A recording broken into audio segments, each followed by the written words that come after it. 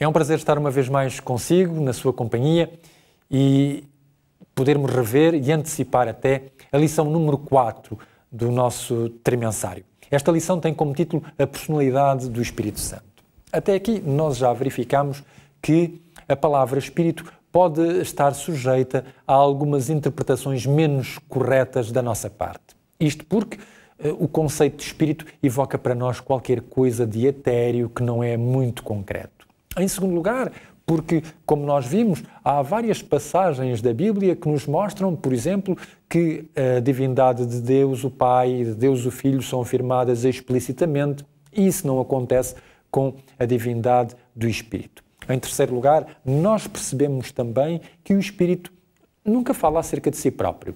Ele procura exaltar a pessoa e a obra de Jesus Cristo. Na semana passada, nós vimos na lição número 3 que o Espírito é apresentado na Bíblia de forma implícita como um ente divino.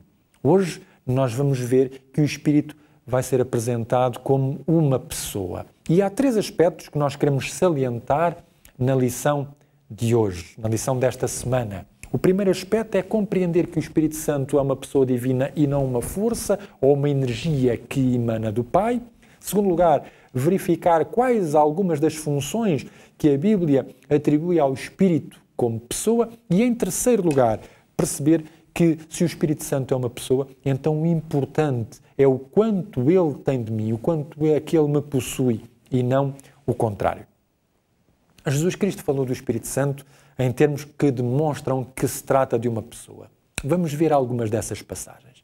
A primeira passagem está no Evangelho de João, no capítulo 16 e nos versículos 13 e 14. E diz-nos o seguinte: mas quando vier aquele, o Espírito de verdade, ele vos guiará em toda a verdade, porque não falará de si mesmo, mas dirá tudo o que tiver ouvido e vos anunciará o que há de vir. Ele me glorificará, porque há de receber do que é meu e vos há de anunciar.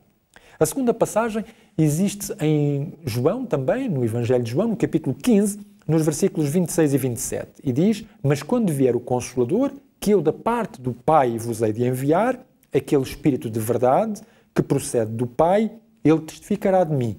E vós também testificareis, pois estivestes comigo desde o princípio. E finalmente, em João, no capítulo 14 e no versículo 26, diz-nos: mas aquele Consolador, o Espírito Santo, que o Pai enviará em meu nome, esse vos ensinará todas as coisas e vos fará lembrar de tudo quanto vos tenho dito. Nestas passagens do Evangelho de João, há 2 aspectos que eu gostaria de salientar. O primeiro tem a ver com a gramática. E na gramática nós vamos perceber que João, ao escrever aquilo que Jesus Cristo disse, vai utilizar, quando aplica ao Espírito, um pronome pessoal. Ele poderia ter escolhido um neutro, porque na verdade a palavra pneuma é neutra. Mas quando nestas passagens que nós acabamos de salientar, João descreve aquilo que Jesus Cristo disse, ele aplica-lhe um pronome pessoal masculino. O que significa que estamos a falar de uma pessoa e não de uma coisa. Ao dizer aquele e não aquilo, João está-nos a mostrar que Jesus Cristo considerava o Espírito Santo uma pessoa e não uma força ou uma energia. De outra maneira, ter-se-ia utilizado justamente o neutro. Há ainda um outro pormenor que é de todo o interesse salientar. Jesus Cristo disse que iria enviar o Consolador. A palavra grega para Consolador é parakletos. E parakletos é a junção, na verdade, de 2 palavras gregas. A palavra para, que quer dizer ao lado, e a palavra kletos, que vem do verbo kaleo, que significa chamar. O parakletos é aquele que é chamado para estar ao lado, para ajudar. Era, portanto, um advogado ou um representante de alguém. Na cultura grega e na cultura romana, o advogado, o parakletos, podia agir de 2 maneiras para com o seu representante. Ele poderia defendê-lo em público ou poderia, inclusivamente, escrever o discurso que a própria pessoa iria depois utilizar na sua própria defesa. O que é interessante é que João, no seu Evangelho, ao descrever o Espírito por estes pronomes pessoais e não pelo neutro, querendo dizer que se trata, portanto, de uma pessoa, e através deste título, Parakletos, nós vamos perceber algo significativo. O Consolador, ou aquele que consola, é aplicado a Deus, o Pai. É também aplicado a Jesus Cristo, na primeira epístola de João, no capítulo 2 e no versículo 1. Ora, se este conceito de Parakletos é aplicado a Deus o Pai e é aplicado ao Filho, e são duas pessoas da divindade, seria muito difícil de compreender que fosse aplicado a uma força, a uma energia, a uma entidade diferente de uma pessoa. Além do mais, quando nós pesquisamos a Bíblia, nós verificamos que a Bíblia atribui ao Espírito conceitos de pessoa. Por exemplo, o conhecimento. Diz-nos o apóstolo São Paulo na primeira epístola aos Coríntios, capítulo 2, versículo 10, Deus nos revelou pelo seu Espírito, porque o Espírito penetra todas as coisas, ainda as profundezas de Deus. Uma outra característica pessoal é a vontade. E o apóstolo Paulo, na primeira epístola aos Coríntios, no capítulo 12, versículo 11, diz-nos, mas um só e mesmo Espírito opera todas as coisas, repartindo particularmente a cada um como quer. Uma terceira característica pessoal é a inteligência.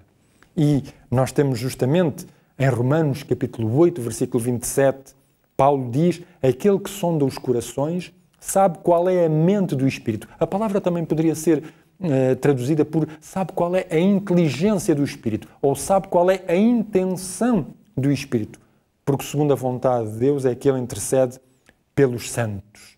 Portanto, temos a Bíblia afirmando categoricamente que há características pessoais que são atribuíveis ao Espírito Santo.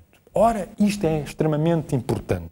Extremamente importante pelo seguinte, se o Espírito Santo é designado na Bíblia como sendo uma pessoa e não uma força, e não uma energia ou uma outra qualquer entidade, não interessa perceber quanto é que eu tenho dele. Não interessa perceber se eu tenho muito dele ou pouco dele. O que interessa perceber é o contrário. É quanto é que ele possui de mim. Porque, na verdade, como diz a Bíblia, se eu não me entregar completamente a Deus, na verdade, eu não estou em relação com Deus.